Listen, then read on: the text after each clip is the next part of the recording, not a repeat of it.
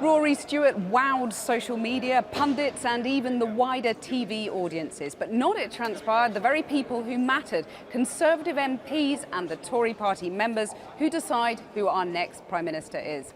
On the other hand, Boris Johnson has avoided, evaded and parried scrutiny and the public, yet it continues to sail serenely on. Can whoever wins the scrap for second place really prevent a coronation? So here's how the votes fell. Boris Johnson was backed by nearly half of all Tory MPs. Jeremy Hunt managed to stay just 3 votes ahead of Michael Gove. And Sajid Javid beat Rory Stewart into 4th place, knocking him out of the contest. So that means that 10 fewer MPs backed Rory Stewart today than they did yesterday. More votes are scheduled tomorrow to whittle the field down to the final 2. Our political editor, Gary Gibbon, joins me now. Gary. You hit upon one of the most fascinating elements of today's numbers. Rory Stewart seemed to his vote ballooned like a sort of phantom pregnancy and then went down again. What is going on here? I do know that some MPs backed Rory Stewart because they wanted him to be in that debate last night. And they said to me yesterday that that was something they saw as the end of their support. They'd do that and then move off to other candidates. But there is great suspicion around because we've now had 2 rounds now in which Boris Johnson's got pretty much exactly what he wanted. He's seen Dominic Raab out. His team didn't want him about the place in the final 2 because they didn't want to be challenged from, as it were, the right on the Brexit issue using shorthand. And they didn't want Rory Stewart anywhere near a chance of getting on the final 2. If suspicions are true, and just maybe there were a few shenanigans going on behind the scenes and they were lending support in order to make sure that certain things happened on certain occasions, the plot tomorrow, I think they'll know whether there's truth to all of this, because the plot tomorrow would follow, I would suspect, a phantom pregnancy for Sajid Javid's vote, because they really wouldn't want Michael Gove on the final 2. He's the last remaining opponent they really don't want around. They don't particularly want Sajid Javid around. The person they want is Jeremy Hunt, and Jeremy Hunt runs the risk tomorrow of some of the support from Rory Stewart going over to Michael Gove. It'd be really interesting to watch those numbers. Now, just for a second, widening our scope for one moment from the numbers of this arcane ballot of Tory MPs, another meeting down the corridor, another part of Parliament today, the Shadow Cabinet making a movement, a significant movement towards becoming a party of Remain. That's what some of the people on the other side of the party think happened, because Labour today said it backed a second referendum in all circumstances. The Labour party is in a sense feeling that it has to pick a side in the Brexit debate. The ambiguity period is over. And in a sense, of course, the Conservative Party looks like it's going to very much do that itself. And nothing that happened on the 3rd day of balloting amongst MPs makes you doubt, really, at least one of the names in the final 2. He's rolled backwards today and out of the contest. Rory Stewart, campaigning earlier this morning, the rank outsider who made so much progress in this campaign, much to the annoyance of many fellow Tories.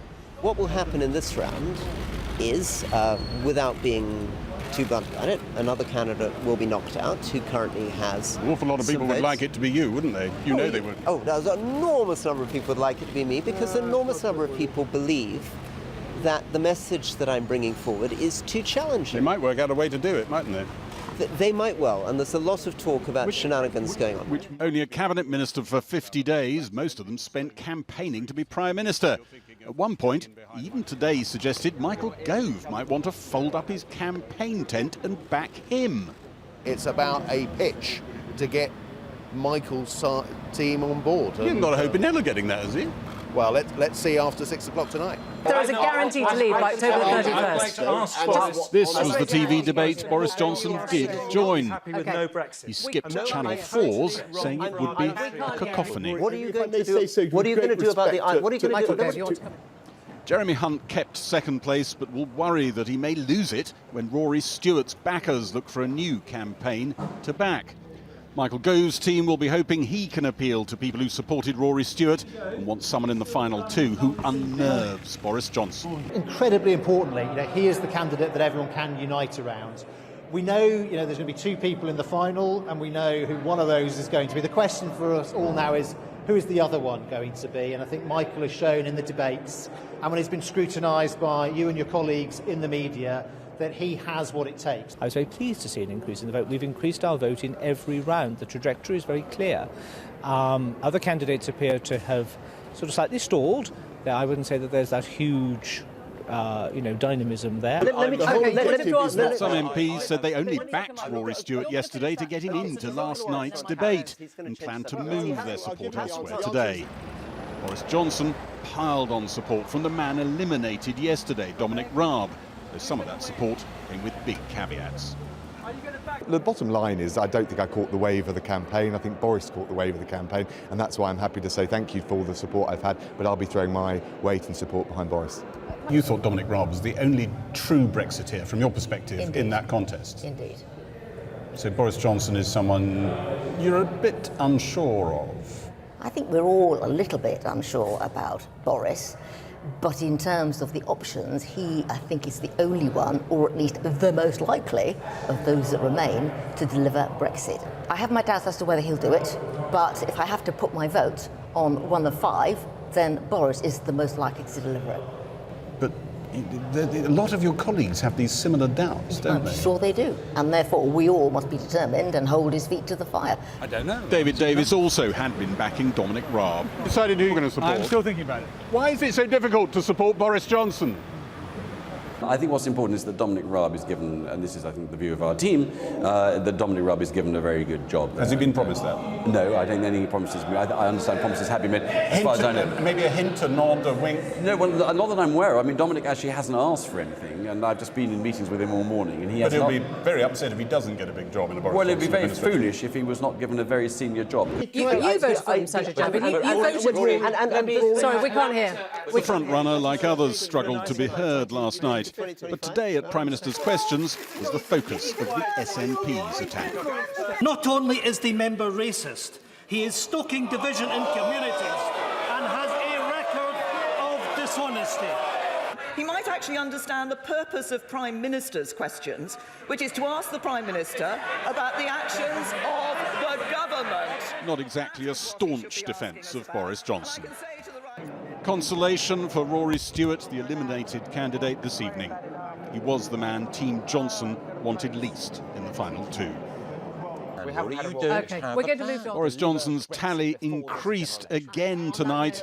The fight to challenge him will finish tomorrow. We've run out of time. Many who sent in their thoughts on email. Well, joining me now is the Rory Stewart supporter Antoinette Sambach. Well, what on earth happened?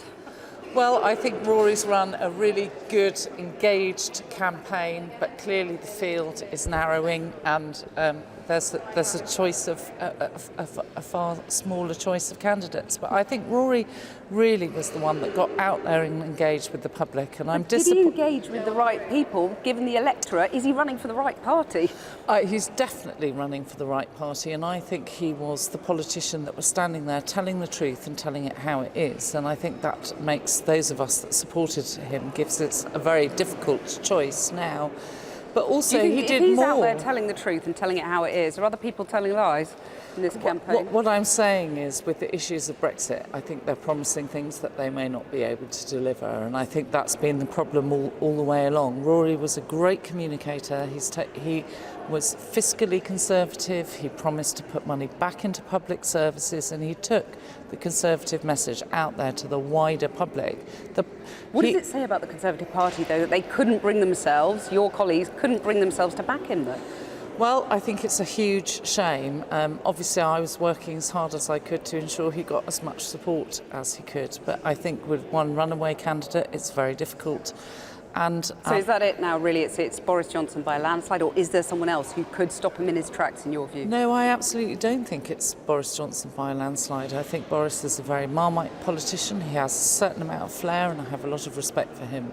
But I think it's really important that we get a new leader of the Conservative Party that speaks wider than just to our base. So is that Sajid Javid, then? I'm not going to be commenting on who I'm going to be supporting now. I made a clear choice for my preferred candidate, and I want to go and reflect overnight and consider who I'll be voting for tomorrow. But are you and Rory Stewart's other backers going to now be liaising with other candidates to make sure that there is someone who represents those values that you want to see in the final two?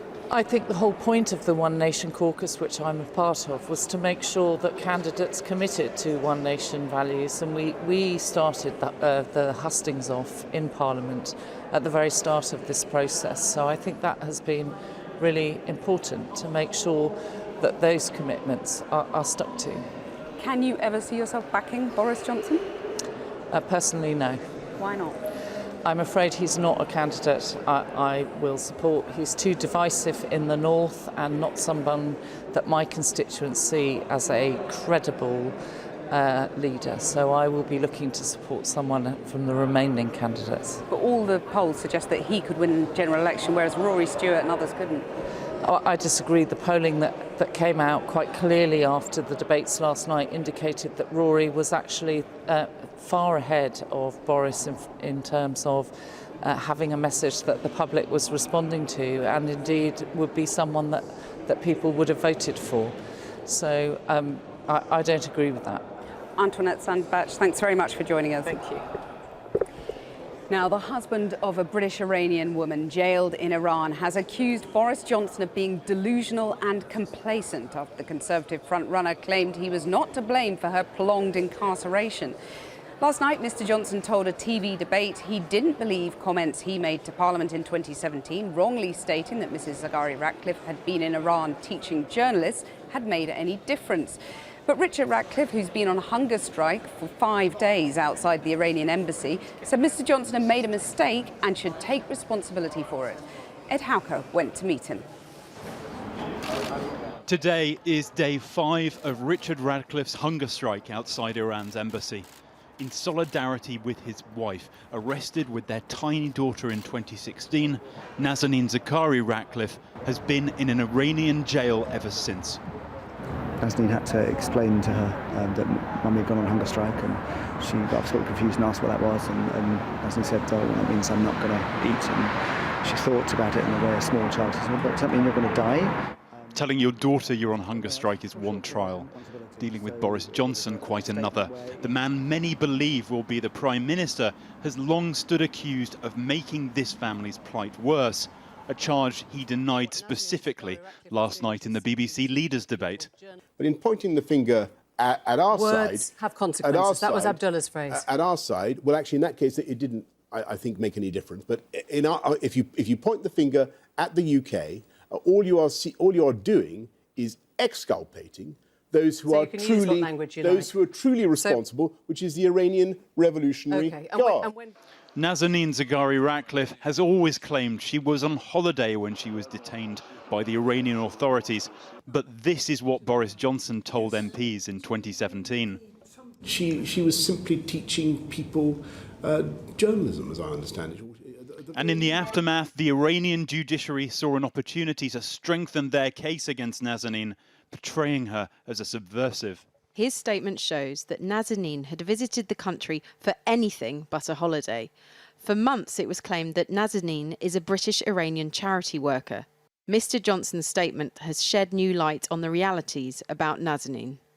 The following week, Johnson sought to clarify his remarks, and a week later clarified further. But Foreign Affairs Committee member Stephen Gethins says he could have quickly corrected that testimony, and didn't. If you look in that transcript, you'll see that the Foreign and Commonwealth Office managed to make corrections around having English fizzy wine in embassies, but didn't manage to make the correction over Mrs Zaghari Ratcliffe's status in Iran. That was a tremendous omission, and one that had extraordinary consequences for that lady and her family.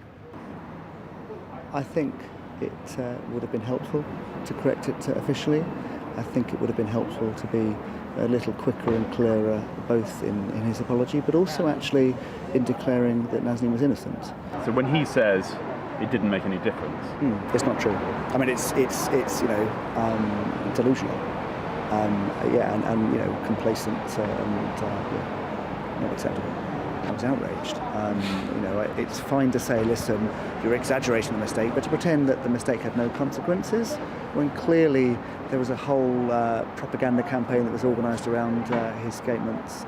It went on for weeks, very traumatic. Nazanin having panic attacks and collapsing. 2 years have passed since then, and Nazanin is no closer to release. Well, joining me now is one of Boris Johnson's early backers in this leadership race, Kwasi Kwarteng. Just start with Nazanin Zaghari-Ratcliffe. Last night, Boris Johnson said that the Iranians, effectively not him, were to blame for her languishing in jail. Today, her husband, Richard Ratcliffe, has told us that's delusional, complacent and not acceptable. Look, I think that the Foreign Office has tried extremely hard to get Nazanin out of prison. But of course, Boris is right when he said that it was the Iranians who arrested her, and it's the Iranians who up to this point have refused, under any circumstances, to let her free. And that's where the blame should lie. OK, but let me just quote to you what her husband said to us. He said that if you don't take responsibility for your mistakes, how can we trust you to take responsibility for the country? It was a mistake he made. He should have corrected it earlier. He could have corrected the record. He didn't. My understanding was that the record had been corrected. He said he had apologised. 4 days he let it lie uncorrected. And he did apologise. And the other point is that belatedly. The other point is that it was the Iranians who put her in jail completely in an unjustified way. But and I don't think it's right to blame Boris for the fact that Nazanin is still in prison. Not at all. Shouldn't he take some responsibility for that? My own view, and I know I've been to Iran personally, on a personal capacity and an official capacity, is that the Iranian government were never going to let her go under any circumstances. They essentially, I think, wanted to do a deal. That was what I've read, that's what I've understood. And that deal is something that they're working on. We're still trying to negotiate a release. What Boris Johnson's critics say is this is a pattern of behaviour of not doing his homework, not reading his brief properly. Shouldn't he take some responsibility for that if he wants us to trust him as Prime Minister? So, throughout this campaign, actually for the last 25 years, Boris's critics have said all sorts of things against him. Some validity in that? Against him, and they're trying, obviously, quite rightly, it's a free country. They're trying to bring him down and say that he's not fit for the actual job that he's running for at the moment.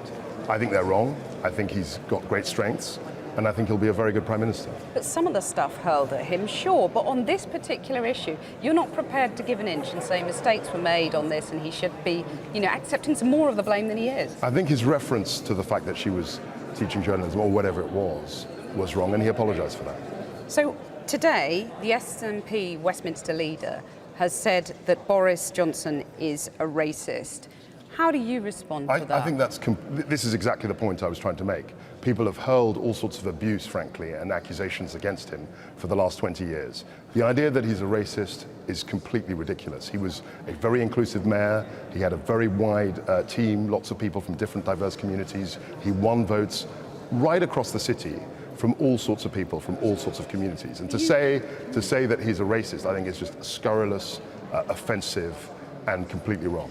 Are you at all bothered by his use of the word flag-waving pickaninnies, watermelon smiles, these kind of racist I was a candidate in 2008, and exactly the same kind of accusations were made then. I mean, you've essentially reheated a whole pile of accusations. I think the article was from the late 90s, in fact, 20 years ago. On a journey since then. I think people have changed considerably, and also in terms of the context of the article, he was referring to what the UN reporters might think. So it was a completely different. You've ripped out workers and letterboxes was after he was Foreign Secretary. It was only last year. So he should have known better by then, shouldn't he? He's apologised for the offence he's caused. Look, he's written hundreds, thousands probably of articles in the last 30 years. And it's a very easy game for his critics to trawl through all the articles and pick up one or two words. He says openly that he's quite free with language. He expresses himself in a forceful and memorable way, and occasionally he has given offence. But to say that, to bring up an article that he wrote 20 years ago and keep reheating it is really bad, actually. It's not very effective journalism. You're backing him over Brexit. Do you absolutely believe he will take the UK out of the EU on October the 31st? Because he was not able to guarantee that last night. I believe he will. I absolutely believe he will. And if he doesn't? Well, if he doesn't, we'll have to see, but I think he will. Call an election? no, I mean, I don't think anyone, Brenda from Bristol in 2017, I think had the word to say about that. Kwasi Kwarteng, thanks very much. Thank you. Well, yesterday, all the remaining candidates to be the next Conservative Party leader made an on-the-spot commitment to an external investigation of alleged Islamophobia in their party. One of the biggest challenges facing the next leader will be to win the support of more black and minority ethnic voters. Our correspondent Fatima Manji has been to the marginal seat of Wolverhampton South West, talking to voters and Conservative Party members. Sohail Khan doesn't fit the stereotype of a Conservative Party member, but he is one. And he wants whoever is elected as Tory leader to think beyond their traditional base. You're going to lead the country, then you represent everybody from every social class. You know, you don't just represent one type of person, you represent everybody. Wolverhampton South West is a marginal parliamentary constituency, currently held by Labour. Sohail's showing us around the area he grew up. It's young, working class and diverse. In order for you to win the South West, yeah, you need your core vote out of your core seats, but areas like these, you need votes out of here because these are Labour strongholds. Just 1 mile away is a traditional Tory area, where Sohail became the first Muslim to be elected as a Conservative councillor in Wolverhampton. Nationally, the last general election saw less than a quarter of black and Asian voters back the Conservatives. Analysis from the think tank British Future suggests the Tories could have won 28 more seats and a majority if they'd appealed to ethnic minority voters to the same extent as white voters. So who could lead the party into bridging this gap? While Sohail is yet to decide, his fellow Conservative councillor believes whatever the controversies, there is only one man for the job. Myself, I'm inclined towards Boris, based on the fact that he had a good few terms as London Mayor.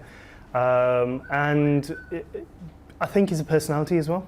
So I think you need that a bit more now in politics than ever before. We need fresh ideas, something new, something, not old ideas and sort of spruced up. We need fresh ideas moving forward, fresh policies, fresh ideas, uniting the party, having more youth involvement, more BAME people involved within the Conservative Party.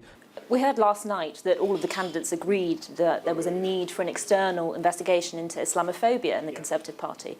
What do you think about that? The fact that they all agreed within a second, that just goes to show that, you know, we are here as a party to make sure that the right people remain within the party, and if there are any instances of Islamophobia, anti-Semitism or any sort of racism, that they're rooted out very quickly. We shouldn't have to wait for a TV debate or leadership challenge before somebody, you know, the Home Secretary sort of asks his fellow candidates to commit to it. So it's good that it's happened. Whether it'll happen, what form it'll happen, I'll leave an open jury with that. Part of the challenge for the Tories is established voting patterns. Labour was historically a more comfortable home for many black and Asian voters. The owner of this cafe, a Conservative Party member himself, says he's glad the party has changed. So I joined the Conservative Party back in the late 70s, and that's how I became one of the members. But it was hard to become a member of the Conservative Party, simply because there used to be a lot of doors being shut in your face.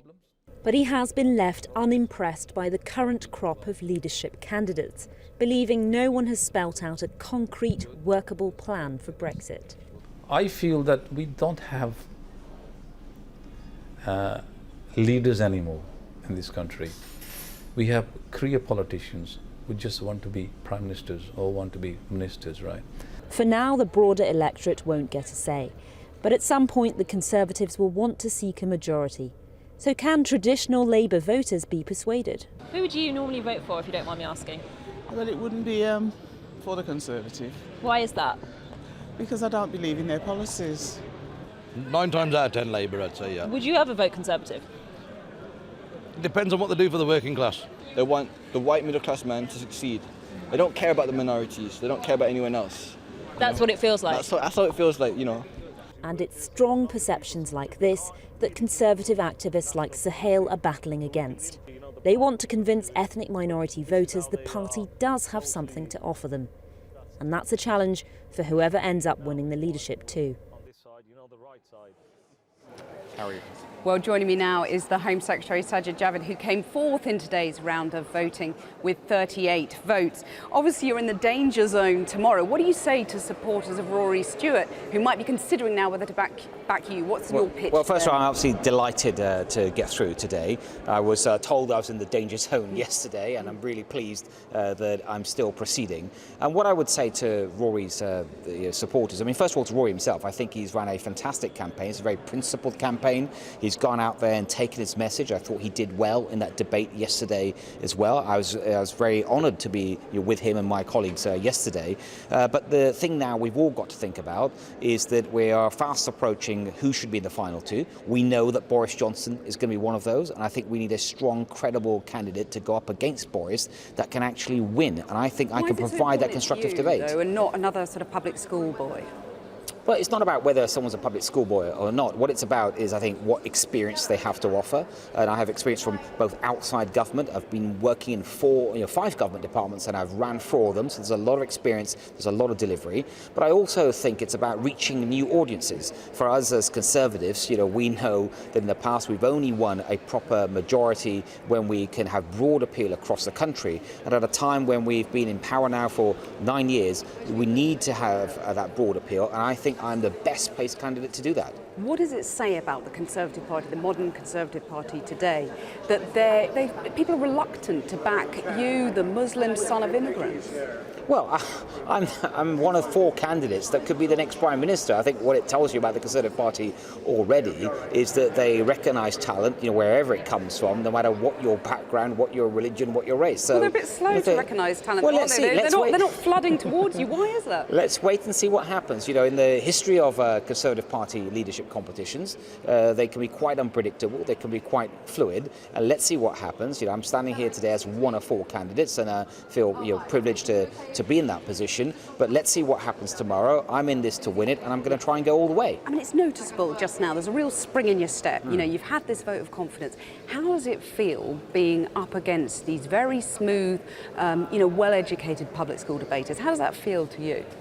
Well, my colleagues are very talented in their own ways, and they have done great jobs in government in different ways already. So I have a lot of respect for them.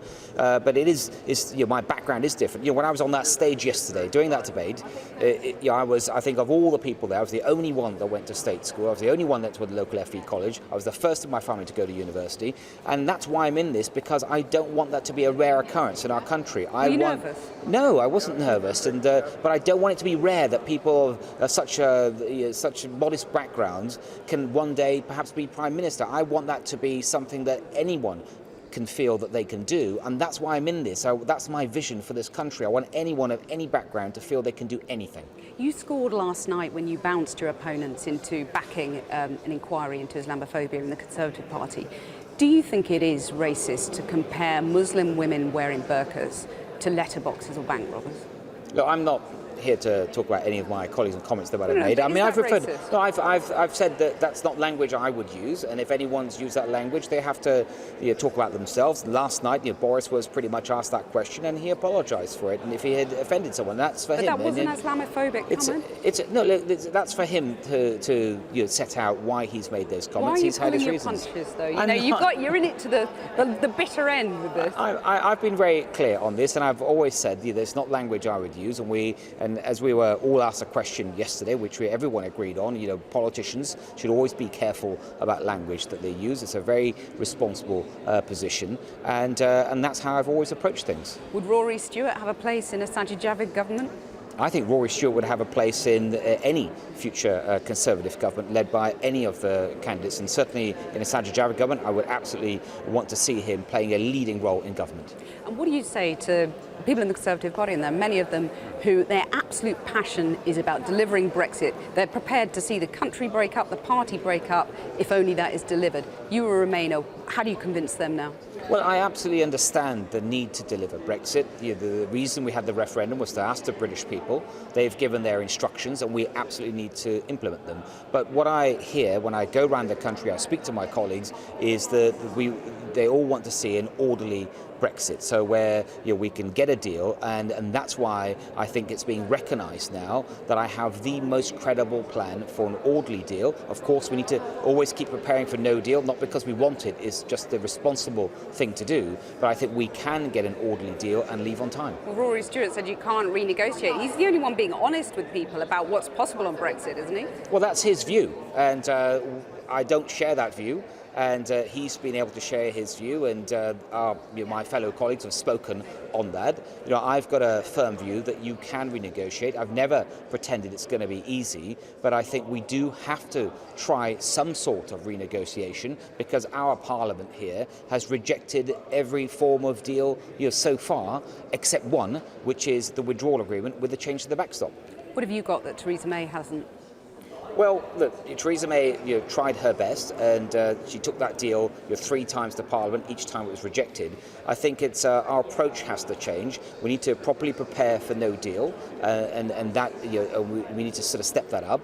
But also, I spent years in negotiations, and no one's done a negotiation like this. But I spent 20 years in business and finance, doing multi-billion-dollar deals. I spent 5 years in government, running 4 departments, and done many new deals. This year I've taken more bills through Parliament than any other government department. So there's a lot of experience there, and I would use every ounce of it to try and deliver a deal.